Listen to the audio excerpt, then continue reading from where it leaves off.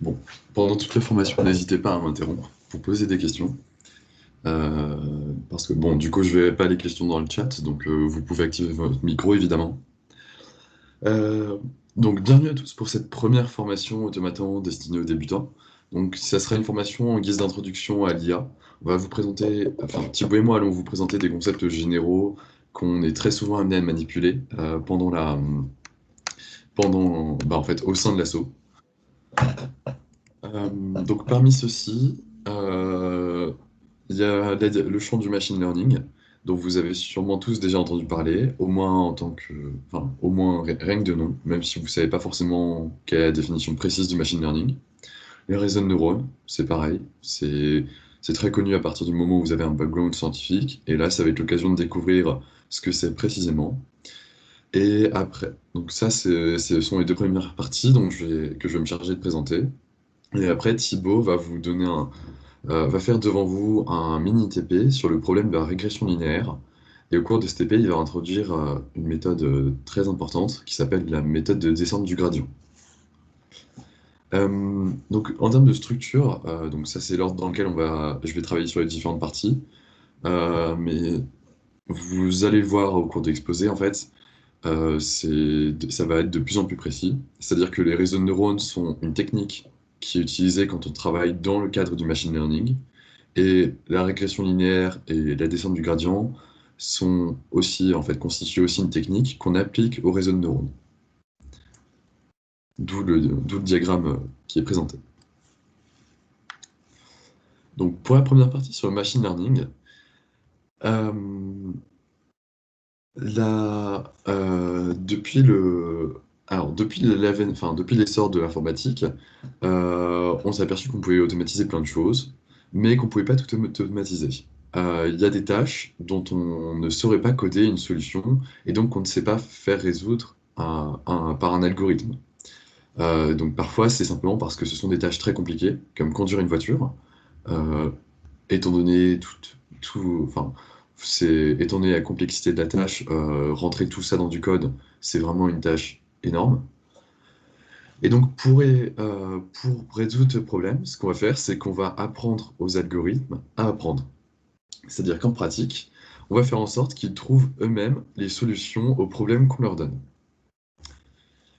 Évidemment, c'est quelque chose qui est devenu beaucoup plus, qui est devenu beaucoup, qui a été grandement facilité par l'essor du big data, parce que pour apprendre, on a besoin de données de départ, et avec l'essor du numérique, forcément, on a plein de données.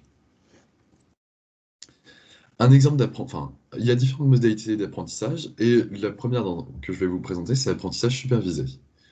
Le principe est simple, on va donner à votre algorithme des exemples labellisés, c'est-à-dire que on sait en fait le comportement qu'il faut attribuer à chaque exemple, et à partir de ça, l'algorithme va inférer, enfin, va généraliser en fait un comportement euh, pour résoudre le problème en général, et pas seulement sur l'ensemble de départ, l'ensemble d'entraînement constitué des exemples qu'on lui a donnés. Il y a deux grandes catégories de problèmes qu'on peut résoudre quand on fait de l'apprentissage supervisé. D'abord, il y a la classification ou le clustering. C'est quand, étant donné des éléments, vous essayez de les grouper dans des classes, c'est-à-dire mathématiquement d'attribuer à chaque élément une variable discrète. Donc, un exemple très connu, c'est la reconnaissance de chiffres ou d'images plus généralement.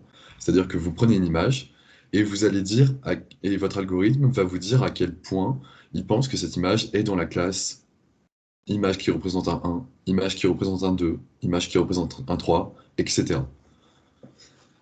Ça a énormément d'applications, évidemment. Par exemple en médecine, parce que c'est aussi comme ça qu'on reconnaît par exemple des tumeurs avec l'intelligence artificielle. Euh, la classification donc, fonctionne quand vous manipulez des variables discrètes en sortie, donc des classes, mais parfois vous allez manipuler des variables continues. Donc à ce moment-là, vous allez essayer de trouver une fonction qui va généraliser les exemples que vous possédez déjà dans votre set d'entraînement. Donc c'est ce qu'on appelle un algorithme de régression. On va réduire, donc régression parce qu'on va réduire les données qu'on connaît déjà à un modèle plus général, en fait, un modèle fonctionnel. L'exemple bien connu, normalement, que vous avez tous fait en prépa, si vous êtes passé au moins par une filière MP, Psi et PC, c'est la régression linéaire. On interpole un ensemble de points par une droite. Maintenant, le problème de l'apprentissage supervisé, c'est qu'il faut quand même trouver les données de départ qu'on va fournir à l'algorithme. C'est-à-dire il faut avoir un gros stock de données, suffisamment pour que l'algorithme puisse apprendre une solution. Et il faut labelliser ces données en indiquant quelle est la solution associée à chaque élément de l'ensemble d'entraînement. Le problème, c'est que c'est pas toujours possible. Parfois parce qu'on ne sait pas précisément quelles sont les solutions. Parfois parce que l'ensemble des entraînements qu'on veut donner est bien trop grand, bien trop grand. Et donc c'est là qu'on va introduire l'apprentissage non supervisé. Comme son nom l'indique, on laisse tout simplement l'algo se débrouiller tout seul pour trouver les solutions. Il y a beaucoup de méthodes différentes pour traiter des problèmes en apprentissage non supervisé. Sur le slide, vous avez un diagramme, un tableau qui représente des problèmes de clustering traités avec différentes méthodes. Donc le clustering, à chaque fois, enfin, sur chaque ligne, vous pouvez voir un ensemble de points, et le but, c'était de classer ces points en différents groupes. En général, c'est simplement par la proximité des points les uns avec les autres. Donc c'est une tâche qu'un humain peut très facilement faire, mais un algorithme, pas toujours. Vous pouvez voir, en fait, si vous regardez dans n'importe quelle colonne, qu'aucun algorithme n'arrive à traiter parfaitement chacun des exemples. Donc en fait, ça dépend tout simplement de la manière dont sont implémentés les algorithmes pour résoudre ce problème de clustering, de classification. Mais on arrive quand même, pour un exemple précis, donc si vous regardez une ligne, à avoir des algorithmes qui résolvent avec efficacité le problème. Enfin, une dernière méthode, une dernière modalité d'apprentissage, quand vous voulez faire apprendre votre machine, c'est l'apprentissage par renforcement. Ça va être très familier à ceux qui ont déjà fait, par exemple, la ST Infonium, théorie des jeux. Donc ça consiste à considérer que votre algorithme est un agent qui va prendre des actions, enfin, il va effectuer des actions dans un environnement donné, et chaque action qu'il va faire va lui rapporter un revenu algébrique, qui peut être positif ou négatif, a priori. En répétant ce processus, il va avoir un revenu total qui est la somme des revenus associés à chaque action. Et le but de l'agent, évidemment, c'est de maximiser son revenu total. Pour apprendre, en pratique, ce que l'algorithme va faire, c'est qu'il va simuler différentes conduites d'action. On parle de politique, un ensemble d'actions successives, et il va essayer de trouver la politique qui lui donne au final le meilleur revenu total. Ça se généralise évidemment si vous avez un nombre infini d'actions possibles, parce que à ce moment-là, vous introduisez en fait une série avec des coefficients de manière à pouvoir calculer un revenu total pondéré, donc avec une infinité de termes, mais ça converge quand même si vous avez bien choisi les coefficients de votre série.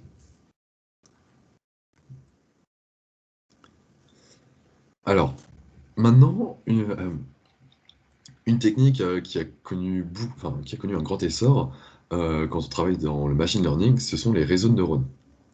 Donc, qui sont, comme leur nom l'indique, très inspirés de la biologie et du cerveau humain.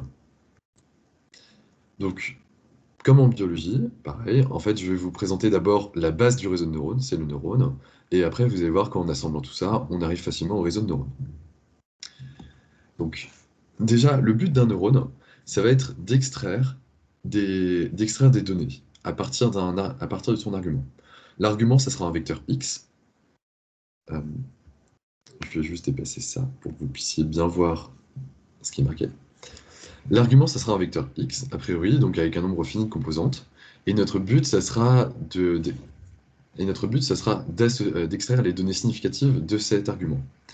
Pour ça, on va commencer par le faire passer par un produit scalaire avec un ensemble de poids. Donc, on prend un autre vecteur de la même taille que x.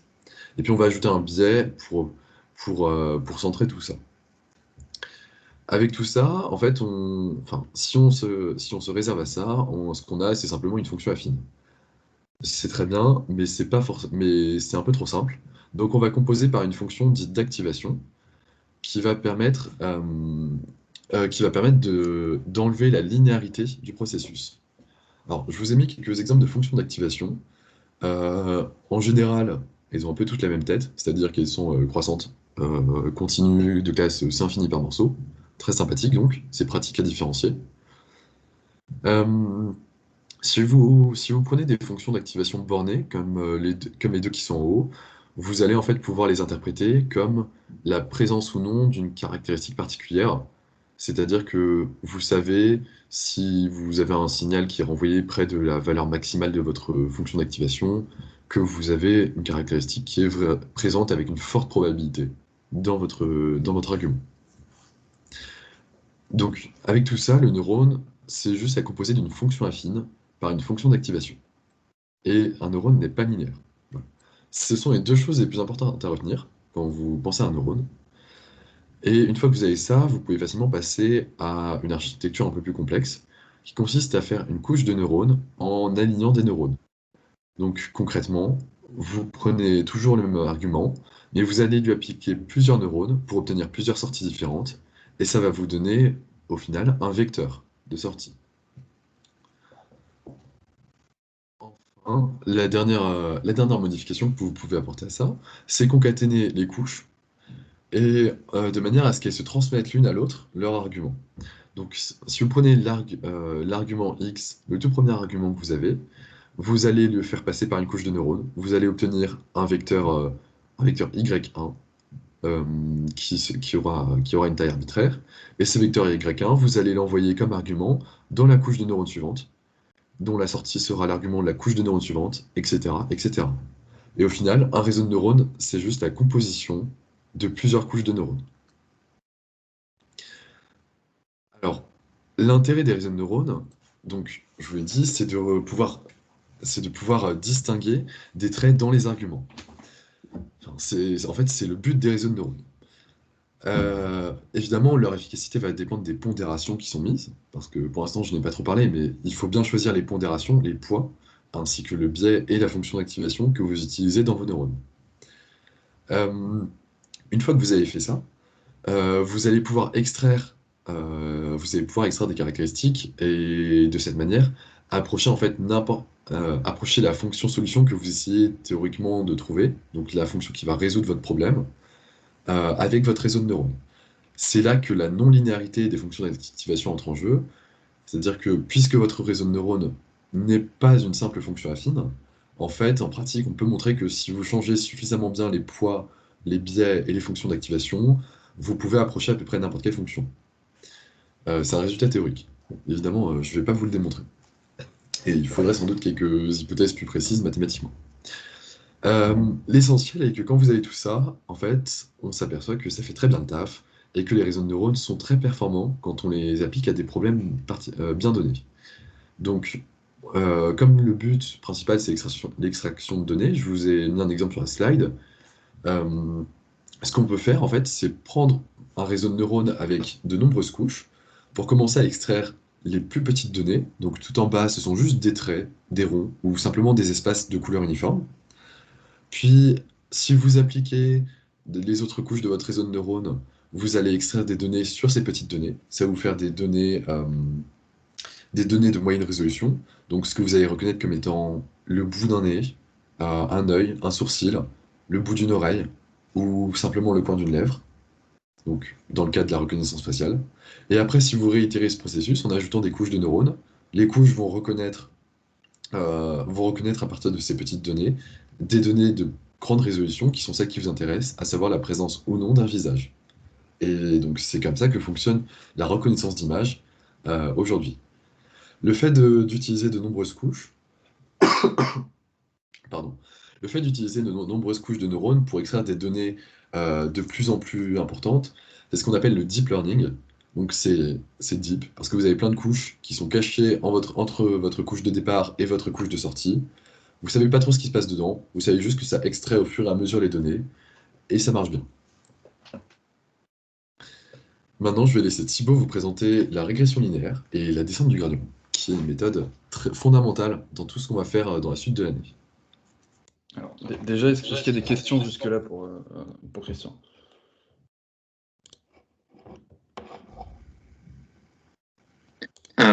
Oui. Est-ce que la fonction d'activation est nécessairement la même pour tous les neurones d'une même couche? En théorie, on peut prendre une fonction d'activation différente pour chaque neurone. En pratique, quand tu codes en Python, par exemple avec un module qui te permet de coder un réseau de neurones, ce que tu fais, c'est que la plupart des modules te demandent de choisir une fonction d'activation spécifique pour chaque couche. Et donc, tous tes neurones d'une seule couche ont la même fonction d'activation. D'accord, merci. J'ai une question aussi. Oui. C'est ta fonction d'activation, elle va dans R ou genre dans Rn? Enfin, c'est un vecteur en sortie, c'est quoi? Elle est à valeur scalaire. Ok. Et c'est comme ça qui fait que après, quand on passe à travers une couche de neurones, en fait, on peut utiliser les sorties pour former un nouveau vecteur. Sinon, on aurait une matrice. Et on ne pourrait plus appliquer une couche de neurones, ou ça serait compliqué en tout cas. Ok. Merci.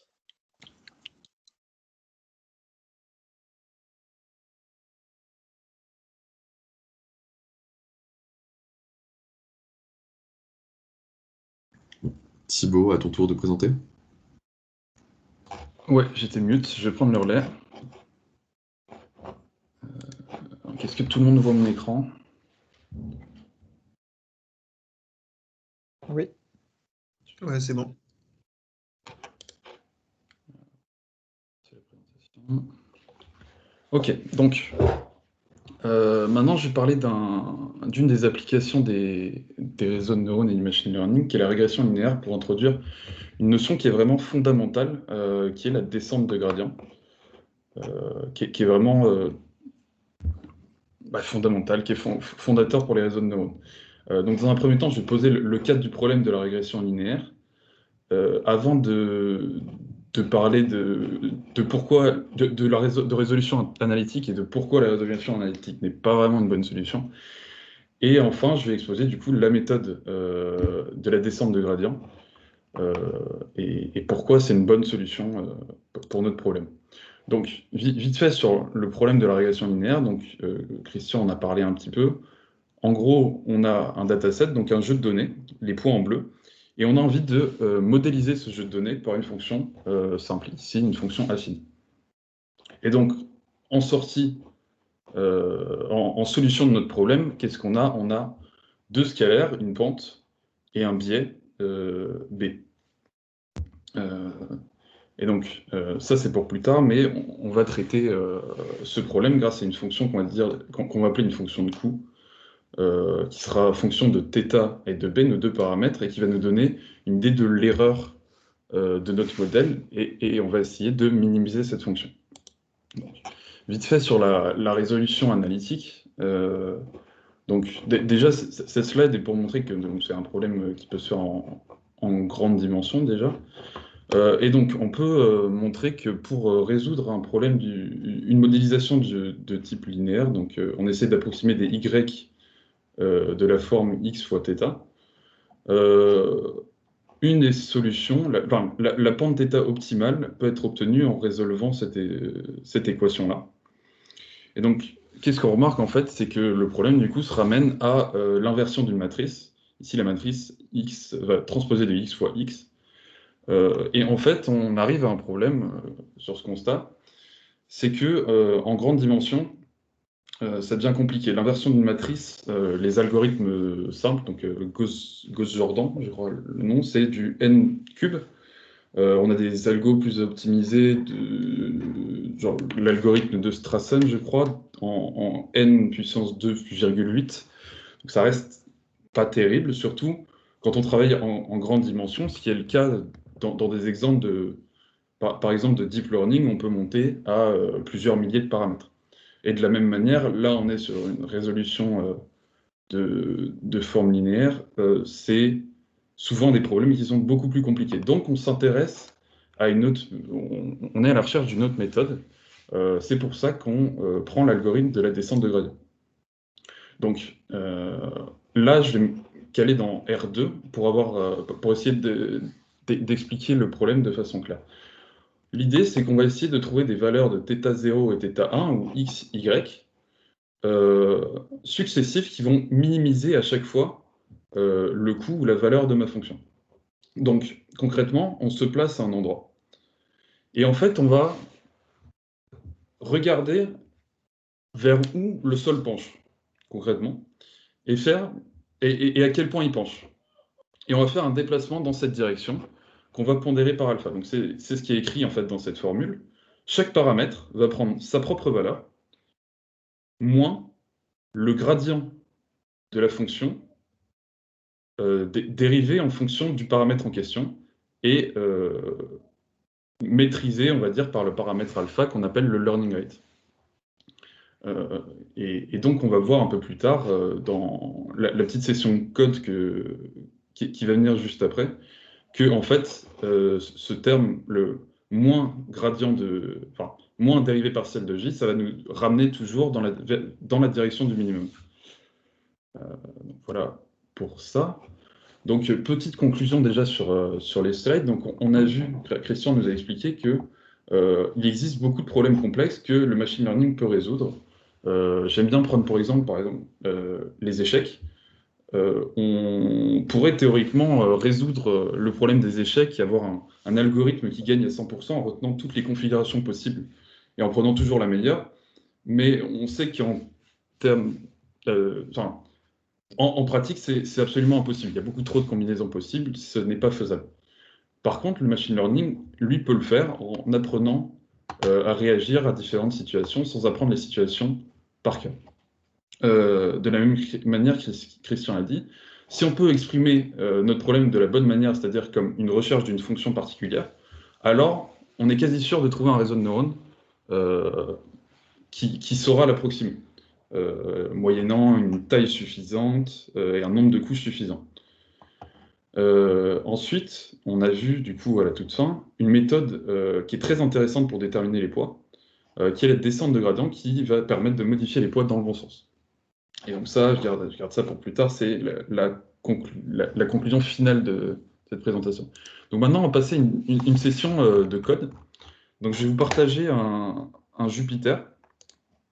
Je vais mettre ça dans le chat.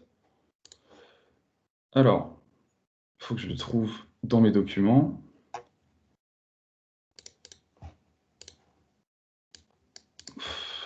Ici. Donc si je mets ça...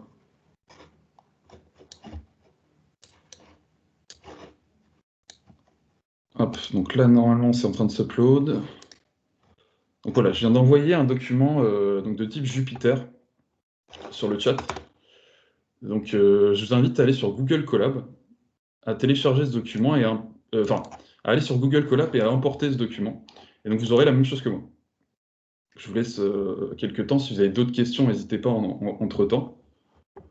Et puis n'hésitez pas à me dire quand c'est bon. Je vais mettre un message, je vais mettre un pouce dessus quand c'est bon.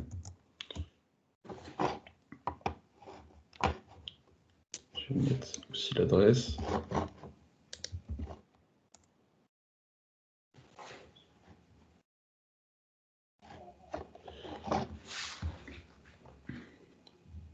Il n'y a pas de questions jusque-là, j'ai l'impression. J'aurais une question. Ok, vas-y. Le alpha, comment on le détermine? Alors, Faut choisir justement, je vais en parler. Je vais en parler. Ok.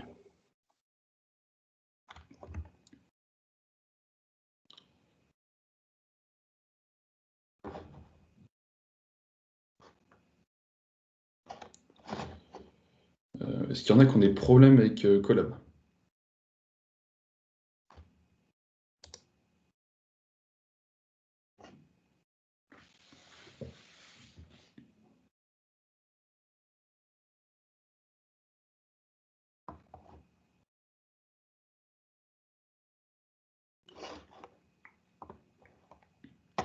Donc pour ceux qui ont réussi déjà à lancer Colab et à charger à importer ce que j'ai envoyé, n'hésitez pas à lancer du coup la première case en appuyant sur le petit play ici. Ça va charger, en gros, si vous double-cliquez, il y a du code à l'intérieur. Là, ça va importer toutes les librairies dont j'ai besoin, cette l'acide pour random pour qu'on puisse reproduire un peu nos trucs, etc. Donc, voilà pour ça. Je vois qu'il y a 4-5 personnes qui ont réussi pour le moment. Les autres, ça vous en sortez?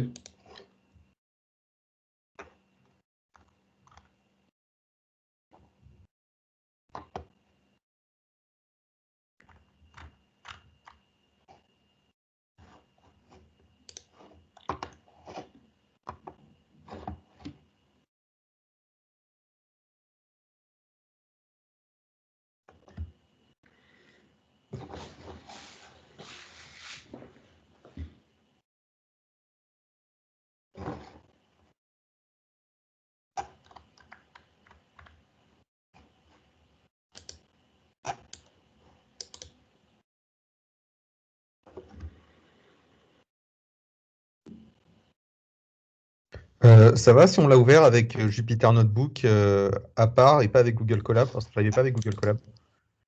Il risque d'y avoir des problèmes d'import si t'as pas les bons modules, quoi.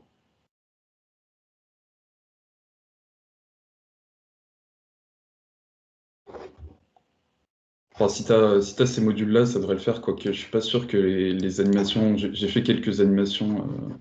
Je suis pas sûr qu'elles fonctionnent, mais Bon, bah, je vais réessayer alors. ok.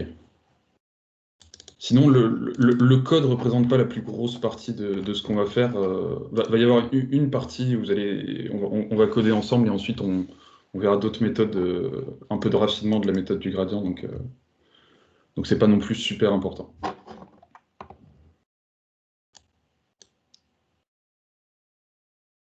Ouais, bah, finalement, c'est bon. Ok, super. Est-ce qu'il reste des personnes qui ont du mal avec Colab? Donc elles se taisent à jamais.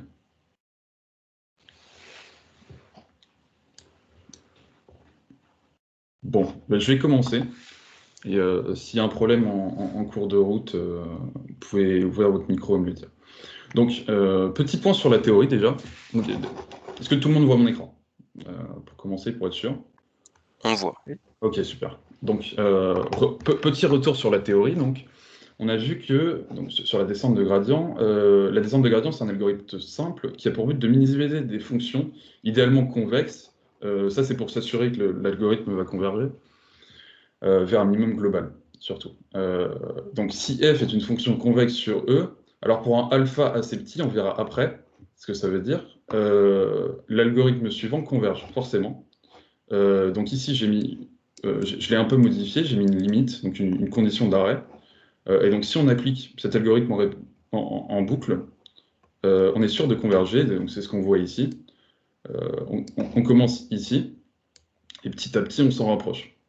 Vous pouvez double-cliquer sur les titres, ça va faire apparaître le code. Vous allez voir que la partie résolution, enfin application de l'algorithme, c'est extrêmement simple. Ça tient sur 3 lignes. Donc voilà. Donc, je vais faire un petit point déjà et expliciter un peu l'algorithme en fait. Pourquoi c'est fort en fait. En gros, on a vu que l'algorithme, je vais quitter ça, on va essayer voilà, d'avoir ça dans le champ. Donc c'est à chaque fois, on prend le paramètre moins le gradient, moins un coefficient fois le gradient. Et donc en fait, donc là c'est la fonction x carré, le gradient il est très simple, c'est 2x, on est tous d'accord avec ça, et donc moins 2x, à chaque fois ça va nous donner ceci. Donc c'est très exactement cette longueur.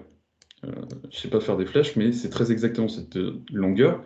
Là on est à 1,5, donc moins 1,5 c'est moins 3. Enfin, moins 1,5, c'est moins 3. Et donc, on va se ramener comme ça. Et donc, on va pondérer avec alpha à chaque fois pour ne pas apprendre trop fort et revenir à chaque fois comme ça. Et donc, l'algorithme va avancer petit à petit vers le centre. Et donc, on voit que ça marche parce que du coup, le gradient va toujours nous donner la bonne direction vers le minimum. C'est ça qui est très intéressant. Maintenant, c'est Paul, je crois, qui posait une question sur le learning rate. Comment le choisir? Donc, comme on l'a dit précédemment, on souhaite qu'il soit assez petit. Pourquoi? Parce qu'il y a un théorème qui dit que si le gradient delta f est L lipschitien, alors alpha inférieur à 2 sur L est une condition suffisante de convergence de l'algorithme. Donc ici, dans notre cas, c'est assez simple. Du coup, le gradient, c'est 2x, donc la fonction, elle est 2 lipschitzienne. Et donc, en appliquant ça, alpha inférieur à 1, ça suffit largement pour converger. On peut le voir ici, j'avais pris un learning rate de 0,1. Et donc, on peut voir sur ce truc-là, quand on prend un learning rate trop grand, là j'ai pris 1,05. Si on augmente, on voit que ça diverge petit à petit. Donc, il faut faire attention. Souvent que, d'ailleurs, et de plus que souvent, on ne connaît pas la lipschitzianité du gradient de notre fonction à minimiser. Donc il faut un peu mettre, je dirais pas au pif, mais à l'expérience, quoi, le alpha. Et en même temps, il ne faut pas faire preuve de trop de zèle. comme j'écris là, parce qu'un learning rate trop petit, en fait, ça va faire beaucoup d'époques, enfin beaucoup d'itérations de l'algorithme pour rien, et c'est une perte de temps immense. Donc c'est quelque chose qu'on va voir dans le truc qu'on va coder, ça va être quelque chose d'empirique. On va expérimenter petit à petit pour trouver un bon learning rate, un learning rate adapté. Donc, petit retour sur la régression linéaire. Donc on a dit, on va essayer de modéliser un dataset. Donc on va trouver une droite qui passe le mieux possible globalement au centre de ces points. Donc voilà notre modèle. Donc j'ai changé, c'est plus θ, c'est W pour weights, et toujours B pour bias. Donc on va chercher un modèle de cette forme, et on souhaite une fonction qui va modéliser l'erreur pour appliquer notre descente de gradient. Merci Emmanuel. L'animation a été travaillée, c'est vrai. Donc on va prendre l'erreur quadratique, donc qui pour un élément i, on va appliquer 1/2 de notre fonction appliquée dans cet élément moins la valeur cible, le tout au carré. Pourquoi on prend ça? Parce que ça a des propriétés de convexité assez sympathiques et aussi de dérivabilité assez sympathique. La dérivée est extrêmement simple, on va le voir plus tard. Donc on peut étendre cette fonction à tout le dataset. Donc si on dit que le dataset comporte n éléments, on a du coup notre fonction de coût, donc en anglais la loss, qui est la somme des 1 sur 2n, enfin, la somme, 1 sur 2n fois la somme des i égale 1 à n, tout va bien, de notre fonction calculée en xi moins la cible, le tout au carré. Et donc ici, on a le 1 sur n qui s'est rajouté, c'est juste de la normalisation pour pouvoir reproduire un peu, utiliser globalement le même ordre de grandeur de learning rate pour tous les algorithmes. Donc, on va appliquer l'algorithme. Donc, on a dit que pour chaque paramètre, à chaque itération, le paramètre va prendre sa valeur à lui, moins alpha fois la dérivée partielle de la fonction qu'on veut minimiser, donc la fonction de coût, dérivée par rapport à ce paramètre. Donc, bon, c'est des calculs. Comme j'ai dit, grâce à la fonction de coût qu'on a pris l'erreur quadratique, c'est assez simple à calculer. Et aussi, grâce à la linéarité de la dérivée, on peut juste dériver dans la somme. Bon, voilà, bon.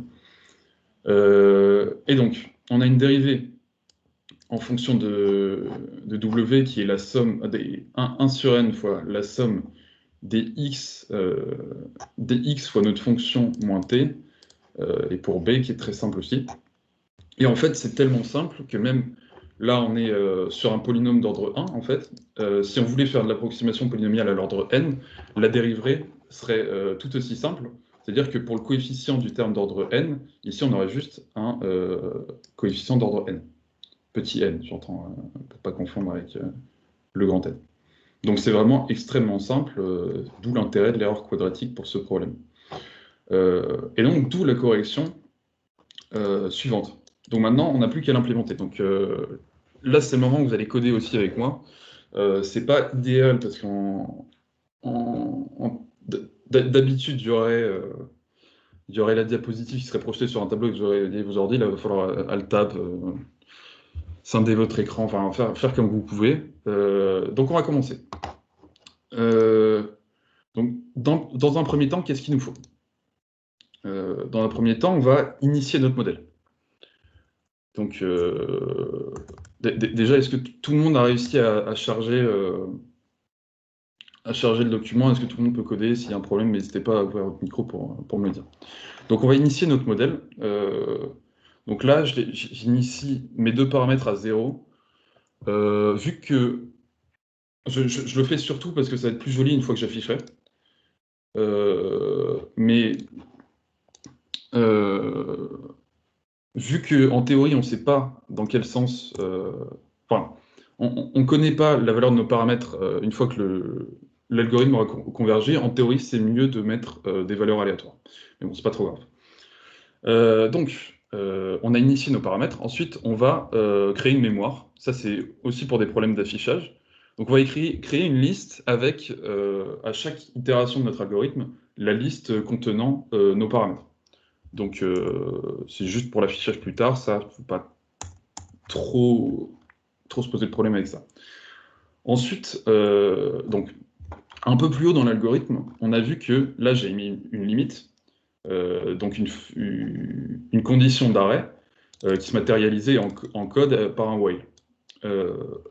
En pratique, là, je l'ai fait parce que la fonction est très très simple et je suis sûr que ça converge. En pratique, on n'est jamais sûr que ça converge à un point qu'on maîtrise, jusqu'à une valeur qu'on maîtrise, c'est-à-dire la fonction de coût, on ne sait jamais quelle valeur elle atteindra. Donc, c'est pas concevable de faire un while. Donc, on va faire plutôt une boucle for, c'est-à-dire on va décider qu'on va tourner sur tel nombre d'itérations et estimer que ce sera suffisant. Donc, on va appeler ça des époques.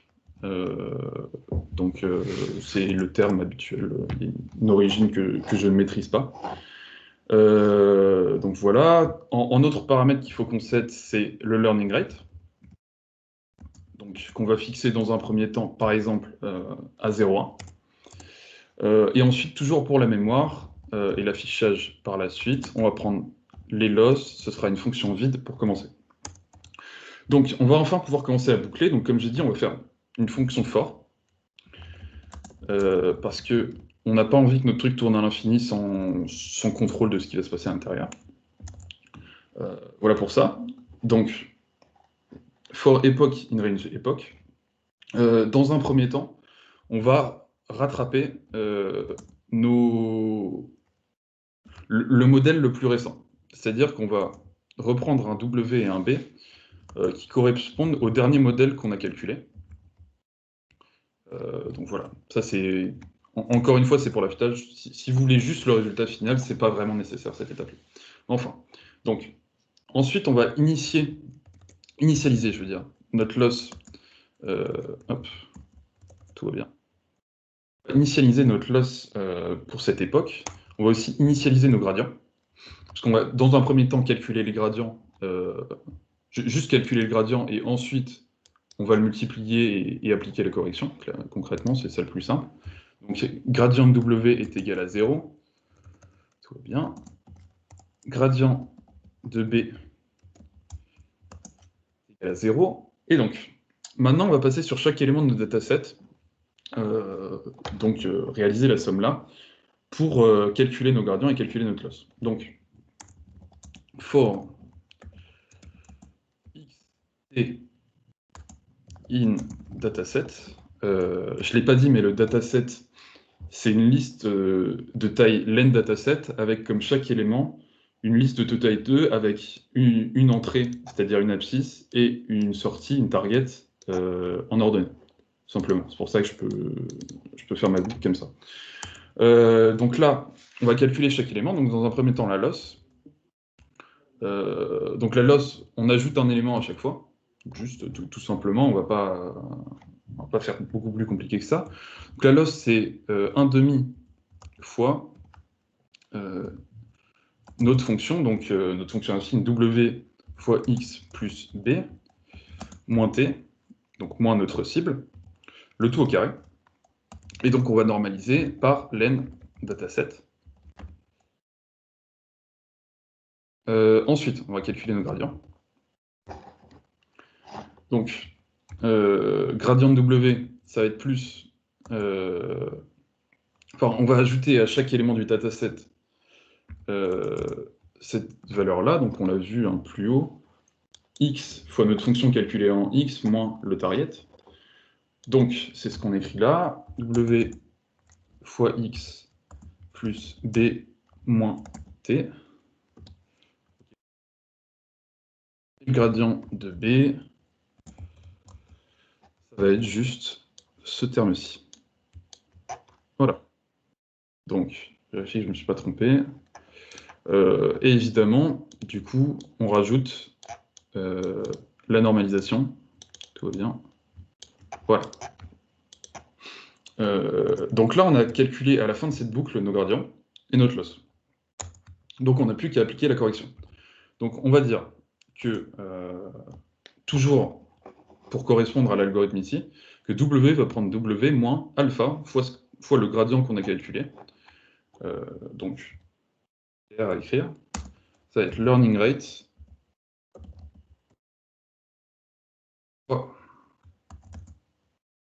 grade de W. Et ensuite, pareil pour B.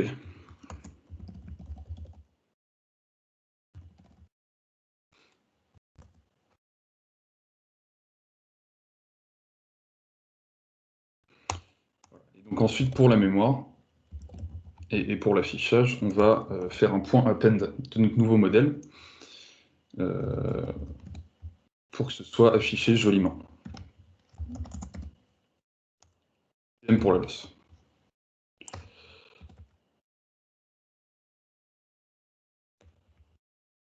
Et donc là, ça y est, normalement, on a ce qu'il faut. On va, juste pour s'assurer, une fois qu'on l'a fait tourner, qu'on a un modèle à peu près cohérent, on va afficher juste le dernier modèle qu'on a calculé.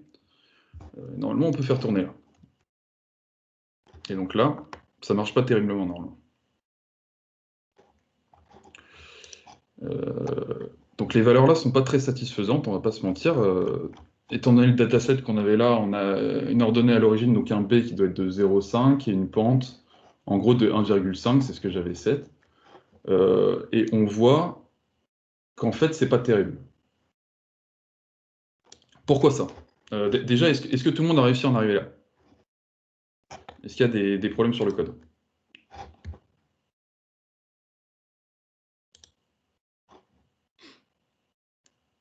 Je suppose que ça va sur le code.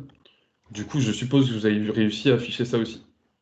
Maintenant, on va essayer de comprendre pourquoi c'est pas terrible.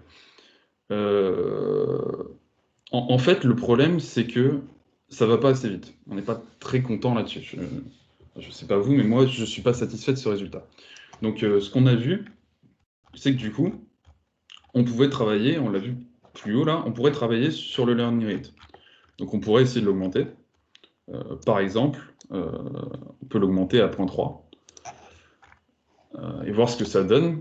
Alors déjà, les résultats ont l'air de... La pente est un peu plus forte, le biais se rapproche de 0,5. C'est un poil mieux. C'est un peu long à charger. Voilà, on s'en est encore rapproché. Et donc, en fait, ça va m'amener à la partie suivante de la présentation. Vous n'allez plus coder, on va juste regarder ensemble des cas d'exemple. En fait, on voit que notre algorithme, il se rapproche plutôt bien en fait, de notre résultat.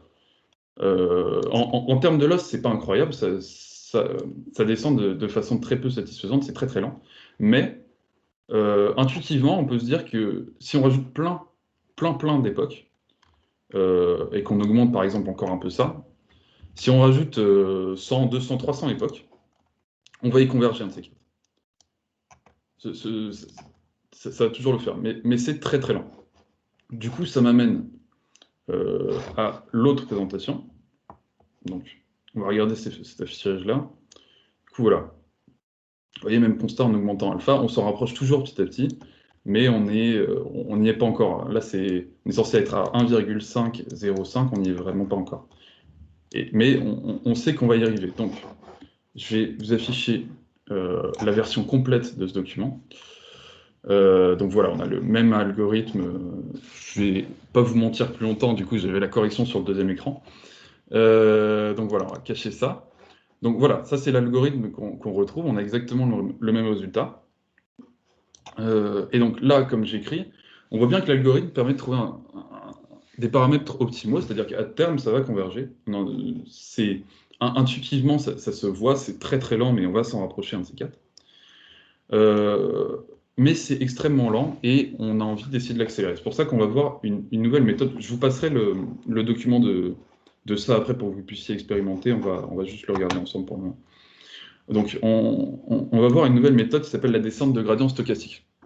En fait, le principe de la méthode de gradient stochastique, il est très très simple parce que c'est exactement le principe de la descente de gradient classique. Sauf qu'au lieu de calculer notre erreur par notre correction sur tout le dataset, on va la calculer juste sur chaque élément du dataset et appliquer la correction immédiatement. Donc en fait, notre correction, ça devient exactement la même, sauf qu'on n'a plus la somme des 1 à n, des 1 à n, le tout divisé par la taille du dataset. Et donc ça c'est un truc dont j'ai déjà fait tourner, c'est un peu lourd parce que j'affiche beaucoup de trucs différents. J'affiche une image à chaque élément du dataset, donc ça fait beaucoup. Et donc là, en fait, qu'est-ce qu'on voit? On voit un truc, et on est assez content, on voit quelque chose qui descend extrêmement bas, très très vite. Pour vous donner juste quand même, genre d'un truc, époque, j'en ai 4. Oui, c'est normal, Étienne. Là, c'était une version coupée, je vous enverrai la version totale avec le code implémenté en plus dedans. D'ailleurs, je vais le glisser, en vrai, ça ne coûte rien. C'est en train de charger, je l'envoie dès que c'est chargé. Hop, donc vous allez pouvoir jouer avec, encore une fois, je rappelle, en double-cliquant sur les titres, vous pouvez voir les codes à l'intérieur. Mais donc, là, vous voyez, il y a 4 époques, même learning rate, 4 époques, et on arrive, du coup, une époque, ça s'arrête ici, on arrive sur du 2-10-2 en loss, qui est un résultat qu'on atteint ici, en gros, en 40 époques. Je ne sais pas si vous vous rendez compte, du coup, à quel point c'est plus rapide. On a des résultats qui sont incroyables, et du coup, si on bouge sur le curseur, on voit que, de temps en temps, on a des trucs qui sont vraiment excellents, et en termes de rapidité de calcul, c'est hallucinant. Par rapport à la méthode d'avant, on est sur du 40-50 fois plus rapide, quoi. Le problème, c'est la stabilité de ce modèle. Comme vous le voyez, je me suis amusé à rajouter ce point ici. C'est-à-dire ici, j'ai généré mon dataset, et ensuite j'ai modifié un des points pour montrer qu'un point à l'écart, c'est un peu la merde. Comme vous le voyez, régulièrement, il y a des pics. Et en fait, les pics, ça correspond très exactement à ce point. Et c'est un peu pour ça qu'on appelle la SGD la descente de gradient stochastique, c'est qu'on subit énormément en fait l'aléatoire de nos valeurs. C'est-à-dire que si on a des valeurs qui sont très dispersées, enfin pas forcément très dispersées, mais si on a quelques valeurs qui sont dispersées, ben en fait ça fait exploser tout l'algorithme. Et donc là, en fait, au lieu de converger vers un minimum global, on converge vers un genre de comportement périodique, avec de temps en temps des trucs qui sont excellents, de temps en temps des trucs qui sont vraiment pas terribles. Et ça, c'est embêtant. Donc, il faut trouver une autre méthode qui va améliorer les deux modèles précédents. On a un modèle qui est très lent, mais qui converge bien, un modèle qui est très rapide, mais qui converge mal. Et donc, là, j'ai cité du Horace. Celui qui joint l'utile à l'agréable recueille tous les suffrages. Et donc, ce que le père Horace nous raconte, c'est qu'en fait, on veut un algorithme qui converge bien, et on a donc utile, et un algorithme qui converge vite, donc agréable. Et en fait, ce qu'on va faire, c'est que juste on va piocher ces deux attributs dans les deux algos qu'on a vus précédemment. Donc déjà, on l'a vu tout de suite, la SGD, ça va super vite. Pourquoi? Parce qu'on fait une correction super fréquemment. On fait une correction à chaque élément du dataset, donc les variations dans nos paramètres sont hyper fréquentes. Et ce qu'on va récupérer dans la descente de gradient classique, c'est la stabilité qui est donnée par le grand nombre de données sur lesquelles on fait... enfin, le grand nombre, entre guillemets, de données sur lesquelles on fait notre correction. Et donc, ça va nous amener à amener une notion d'échantillon ou de batch en anglais, ou de mini-batch pour coller au nom de la méthode. Et donc, en fait, on va changer on va diviser notre dataset en échantillons d'une taille suffisante pour qu'il soit représentatif. Et donc, qu'est-ce que ça va nous permettre de faire? Ça va nous permettre d'appliquer ce nouvel algorithme qui est extrêmement similaire à la descente de gradient classique, mais qui, au lieu de sommer sur grand N la taille du dataset, on va sommer sur N', qui est la taille d'un batch. Et donc, on va effectuer des corrections qui sont beaucoup plus fréquentes. Et donc là, on va regarder le nombre d'époques. On est sur 20 époques, même learning rate, avec un batch size de 20 et un dataset, je l'ai défini, il y a 100 éléments dans le dataset à chaque fois. Donc, ça veut dire qu'on va faire 5 fois plus de corrections. Et qu'est-ce qu'on voit dans les résultats? On voit qu'en fait, on descend vachement vite. Là, on a 50 batchs de passé. Là, je suis nul en maths. Tout va bien. Ça nous fait 10 époques. Donc, en 10 époques, on arrive à 2,5 10-2. Si on revient sur notre tout premier truc, ici, il nous fallait une trentaine d'époques. Donc, ça prouve l'efficacité de cette méthode. Et un autre truc qui est extrêmement intéressant avec ça, il va falloir que je lance dans un premier temps cette case-là. Je me connecte. Qui m'a connecté, il a importé les datasets. Ok, donc on revient là. Si je rajoute cette perturbation, ici, donc le point, on avait vu qui niquait toute la SGD. En fait, ici, je vais le rajouter. Et en fait, déjà, là, on voit que nos résultats sont incroyables. On a la pente qui est presque parfaite, on a le biais qui est presque parfait, et quand on va l'afficher, on va voir sur la loss qu'en fait, la méthode de descente de gradient, descente de gradient avec batch, bah en fait, ça stabilise énormément le modèle. C'est-à-dire qu'on a presque la même courbe. On arrive à voir quand ce point... Bon, je crois qu'il y a un problème de décalage entre les points utilisés pour le calcul et la correction appliquée, enfin, c'est pas grave. Ce qu'on voit, c'est que du coup, il y a bien des pics causés par la présence de ce point-là, probablement, mais qu'en fait, ça reste stable. Donc voilà, c'est ce qui rend cette méthode très très intéressante et quasi universelle en apprentissage de réseau de neurones. Voilà. Donc après, il y a d'autres méthodes évidemment qui ont été implémentées. Il y a notamment maintenant qui est très utile l'optimiseur Adam, mais ça c'est vraiment une des méthodes fondatrices et au cœur du machine learning. Et donc maintenant la question ce serait comment appliquer ça à des réseaux de neurones et à des réseaux de neurones profonds, c'est-à-dire calculer les gradients pour les paramètres avec des réseaux de neurones sur 4-5 couches, voire plus. Et donc ça, ce sera pour le coup, je suis désolé, le sujet d'une prochaine formation, c'est la notion de backpropagation, faire remonter les gradients le long des couches. Et donc voilà, comme je disais, ce sera l'objet d'une prochaine formation. Donc je vous remercie pour votre attention, et si vous avez des questions, n'hésitez pas.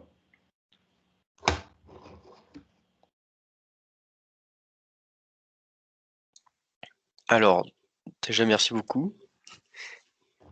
Et j'aurais une question sur ce que tu as fait, ce que tu as appelé époque. Au moment où tu as introduit ça, j'étais pas très concentré. Ouais. J'ai bien compris ce que c'était. En fait, l'idée, l'algorithme de descente de gradient, ça c'est la définition Wikipédia, il est défini avec une condition d'arrêt, qui est que quand le gradient devient plus petit qu'une certaine limite, on arrête les calculs et on dit qu'on a convergé de façon satisfaisante. Le fait est que ça, c'est pas possible, pour des raisons que, en fait, si on fait ce genre de conditions pour du machine learning, pour un réseau de neurones, on ne sait pas quand notre apprentissage va s'arrêter. Vu qu'on ne connaît pas vraiment la nature exacte. Bon, là c'est assez simple. C'est une fonction de loss assez simple, mais on ne connaît pas vraiment la nature exacte. Jusqu'où elle ira. Enfin, en théorie, elle devrait pouvoir atteindre 0. On aimerait que notre loss atteigne 0, mais on ne sait jamais vraiment jusqu'où elle ira en taille. Et donc, c'est embêtant, en fait. Donc, pour des raisons on n'a pas envie que ça tourne sur 20 000 itérations, on fait notre algorithme sur un nombre de boucles fixe en se disant ça aura assez convergé avec un peu de chance, et au pire, on en rajoute. Voilà. Et époque, c'est juste, je pense que c'est une traduction en anglais que j'ai pas. Voilà. Ok. Donc c'est bien le nombre de fois où tu répètes, en gros. C'est le nombre de fois que j'applique la correction là. Ouais. Mais du coup, qu'est-ce que ça signifie plus bas quand tu disais il y a 4 époques ou des trucs comme ça? Bah, du coup, l'idée, c'est qu'un apprentissage, ça se fait en passant, là, la SGD, ça se fait en passant sur tout le dataset. Enfin, sur chaque itération, on passe sur tout le dataset à chaque fois. Tu vois? Ouais. Et c'est le nombre de fois qu'on repasse sur le dataset, en gros, une époque. Enfin, les époques. Et là, regarde, là, il y a époque égale 4. Et si on regarde le schéma en bas, on va bien plus loin que 4, on va genre à 200. Là. Oui, parce que là, justement, j'ai changé l'abscisse. Là, c'est le nombre d'éléments du dataset sur lequel on a fait la correction. Mais du coup, le dataset, là, je l'ai changé pour qu'il fasse 50 éléments. Du coup, en fait, une époque, c'est 50 là. Là, on a 4 époques qui sont caractérisées par 50, 100, 150, 200. Ok, Ouais, j'ai pas été clair là-dessus, désolé. ok, merci. Est-ce qu'il y a d'autres questions?